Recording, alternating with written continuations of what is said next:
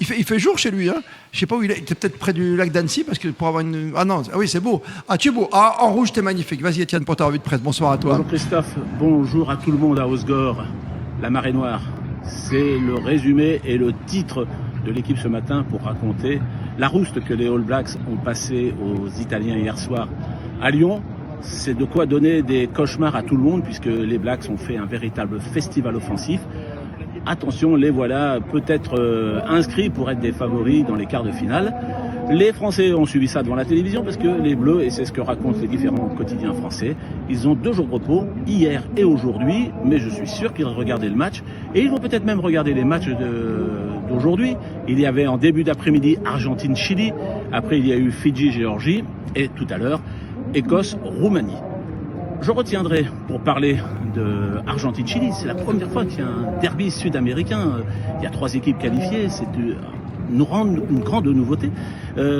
Dans le Parisien, il y a un papier pour nous raconter comment l'Argentine a été finalement le grand frère de toutes ces nations sud-américaines qui aimeraient bien, dans une prochaine Coupe du Monde, être un de plus. Quand la Coupe du Monde sera à 24, peut-être qu'on verra le Brésil rejoindre. Et là, on retrouvera les grands pays sud-américains que l'on a dans le football. Et bien, ce seront des nations émergentes qui veulent imiter l'Argentine.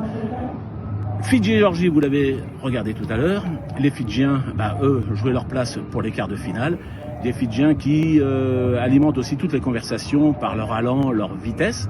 Et beaucoup de papiers dans la presse quotidienne française en parlent. Et puis, on va terminer avec le match de tout à l'heure. Écosse, Roumanie.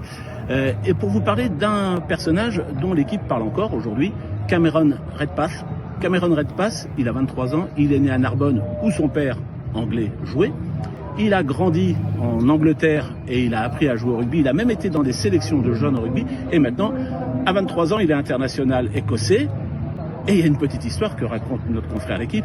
C'est que sa maman lui a dit, quand il a été sélectionné parmi les 33, vas-y, c'est ton destin. Pourquoi ? Parce que le jeune garçon, à 23 ans, il a déjà eu 7 fractures. Il s'est fait 2 fois les ligaments croisés, cassé l'épaule, cassé la clavicule.